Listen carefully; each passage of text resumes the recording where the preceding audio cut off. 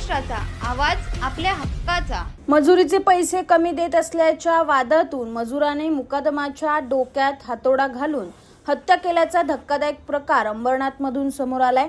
पूर्वेच्या वडवली सेक्शन परिसरातील निर्माणाधीन इमारतीमध्ये हा धक्कादायक प्रकार घडला आहे।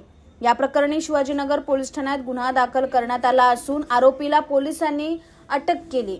पूर्वेच्या वडवली सेक्शन परिसरातील दत्तसाई कोऑपरेटिव्ह हाऊसिंग सोसायटीच्या इमारतीचं पुनर्विकासासाठी निष्कासन कार्य सुरू आहे। निर्माणाधीन इमारतीचे अंतर्गत पाडकाम सुरू असून या ठिकाणी पश्चिम बंगाल राज्यातून आलेले 3 मजूर काम करून तिथेच राहत होते। त्यापैकी मुकादम असलेला अब्दुल रेहमान याची त्याच्यासोबत राहत असलेला मजूर सलीम शेख याने डोक्यात हातोडा घालून हत्या केली। पोलिसांनी दिलेल्या माहितीनुसार मृत अब्दुल रेहमान, सलीम शेख आणि मोहम्मद अली हे तिघे पश्चिम बंगाल राज्यातील रहिवासी असून ते दत्तसाई कोऑपरेटिव्ह सोसायटीच्या इमारतीमध्ये काम करीत होते। मात्र मुकादम मालकाकडून 900 रुपये घेऊन मजुरांना 700 रुपये मजुरी देत असल्याच्या कारणावरून त्यांच्यात वाद झाला होता। हाच राग मनात धरून रविवारी पहाटे 4 वाजताच्या दरम्यान आरोपीने मुकादमच्या डोक्यात हातोडा मारून त्याला गंभीर जखमी केले। मृत अब्दुल रेहमान याला जखमी अवस्थेत रुग्णालयात दाखल करण्यात आले, मात्र उपचारादरम्यान त्याचा मृत्यू झालाय। या प्रकरणी शिवाजीनगर पोलीस ठाण्यात मोहम्मद अली याने दिलेल्या फिर्यादीनुसार हत्येचा गुन्हा दाखल करण्यात आला आहे।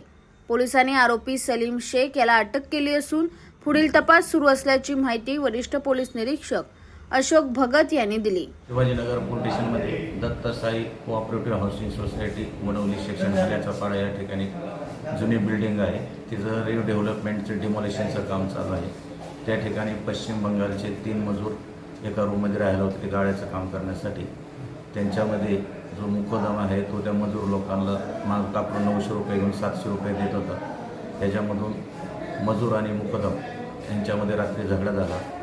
झोपल्यानंतर आज सकाळी पहाटे 4 वाजताच्या सुमारास जो मजूर आहे त्याने मुकदमाच्या डोक्यात त्यांच्या रूममधला हातोडा मारला, त्याच्यामुळे तो मुकदम गंभीर जखमी झाला। त्याला उपचाराकरता भरती केलं असता हॉस्पिटलमध्ये तो मयत झालेला आहे। त्यांचा जो 3रा साथीदार होता मोहम्मद तौर ह्याच्या तक्रारीवरनं त्या मजूरचा मुकदम मयत झाला, त्याच्याविरुद्ध भारतीय न्याय संहितेच्या कलमाप्रमाणे खुनाचा गुन्हा दाखल करण्यात आलेला आहे। त्या जो मजूर होता ज्याने त्याचा खून केला आहे त्याला ताब्यात घेऊन अटक करण्यात आलेली आहे। सदर गुन्ह्याचा तपास वरिष्ठांच्या मार्गदर्शनाखाली आम्ही स्वतः करीत आहोत।